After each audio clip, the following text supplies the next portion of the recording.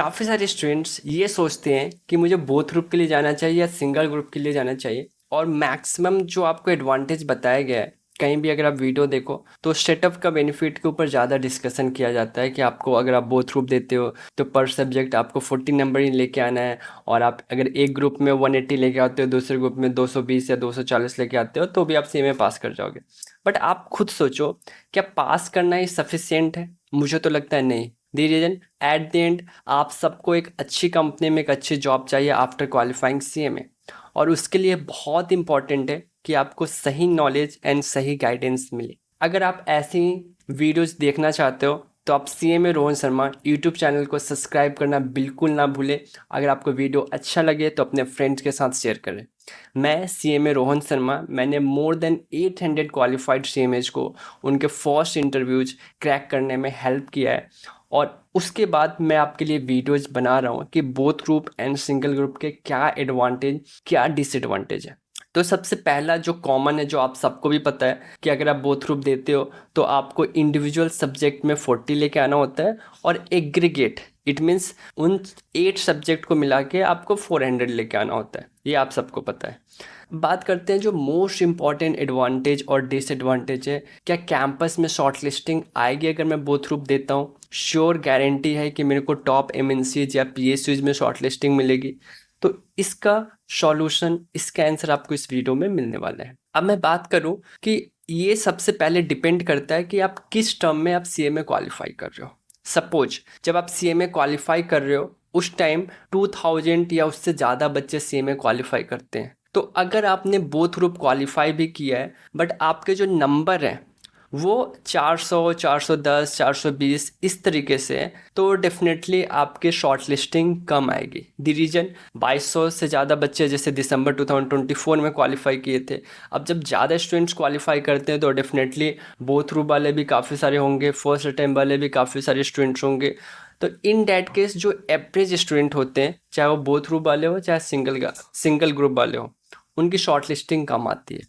Preference किसको ज़्यादा मिलता है? मैं अभी बात कर रहा हूँ जब ज़्यादा स्टूडेंट्स क्वालिफाई करेंगे तब के। तो जिन बच्चों ने आइदर सिंगल ग्रुप दिया है और उनके नंबर्स 55% और एवव है, तो कंपनीज उनको ज़्यादा प्रेफरेंस देती है सिंगल ग्रुप के लिए। जो बच्चे बोथ ग्रुप दे चुके हैं एंड उनके भी नंबर लाइक 55% एंड एवव है, तो डेफिनेटली उसको चांसेस ज़्यादा दिया जाएगा। दी रीजन, अब सपोज 1000 स्टूडेंट्स पास आउट हुए हैं जिसमें से 200 बच्चे फर्स्ट अटेम्प्ट वाले हैं, ठीक। तो यहाँ पे आपके पास चांसेस क्या है, क्योंकि आपने फर्स्ट अटेम्प्ट में भी क्वालिफाई किया, आपका बोथ ग्रुप भी था, तो आपके शॉर्ट लिस्टिंग आने के चांसेस ज़्यादा हो गए। अब हुआ क्या कि 1000 नहीं, अब 2000 स्टूडेंट्स क्वालिफाई किए और 500 बच्चे हैं जो फर्स्ट अटेम्प्ट वाले हैं।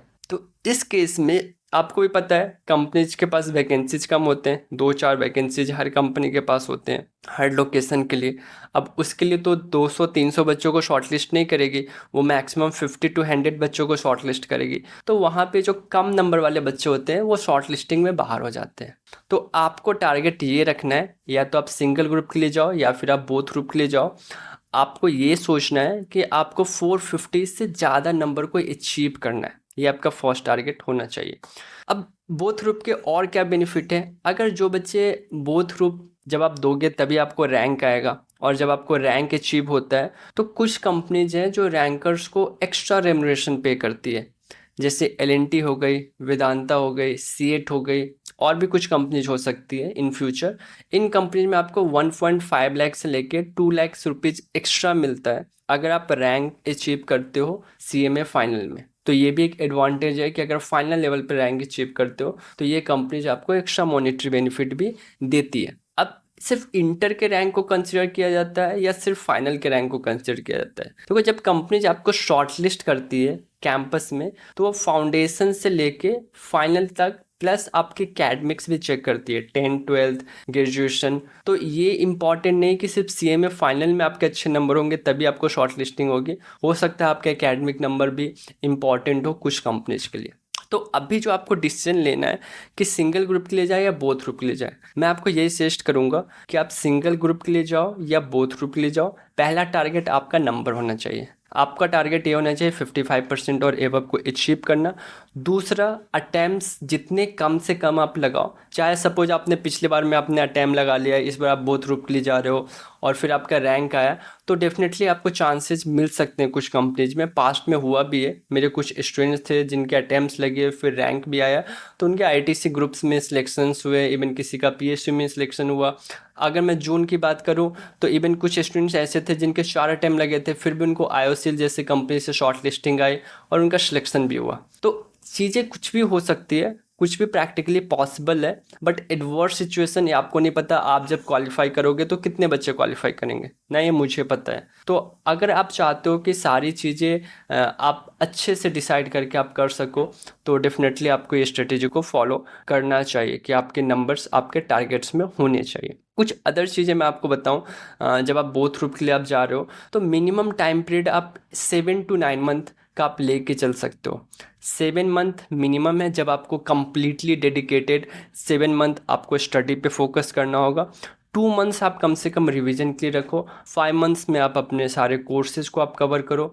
9 मंथ इज़ द बेस्ट, अगर आप 9 मंथ के लिए जाते हो तो आप इजीली रैंक भी अचीव कर सकते हो, अच्छे नंबर भी लेके आ सकते हो, और सब्जेक्ट टू आप कितना डेडिकेटेड हो। क्योंकि मैंने लास्ट और या उससे पहले एक स्टोरी रिकॉर्ड की थी ऑल इंडिया रैंक 4 की, एंड उन्होंने जस्ट 6 मंथ में बोथ ग्रुप भी क्वालिफाई किया, उनका आई थिंक रैंक भी था जैसा मैंने आपको बताया, और उन्होंने सिर्फ स्टडी मटेरियल से पढ़ाई की थी। तो it can possible, but subject to आप कैसे डेडिकेटली पढ़ते हो, उस टाइम को कैसे आप यूटिलाइज करते हो। मैंने आपको इस वीडियो में अभी तक जो सारी चीज़ें बताई, मॉनेटरी बेनिफिट भी बता दिया, शॉर्ट लिस्टिंग के बारे में भी बता दिया, मिनिमम नंबर आप कितना लेके आओ जो कि आपको हेल्प करे कैंपस में अच्छी शॉर्ट लिस्टिंग की, मैंने आपको वो चीज़ें भी बताई, और इवन कितने टाइम के लिए आपको अपने पास रखना चाहिए अगर आप बोथ ग्रुप के लिए जा रहे हो, मैंने आपको ये चीज़ें भी बताई।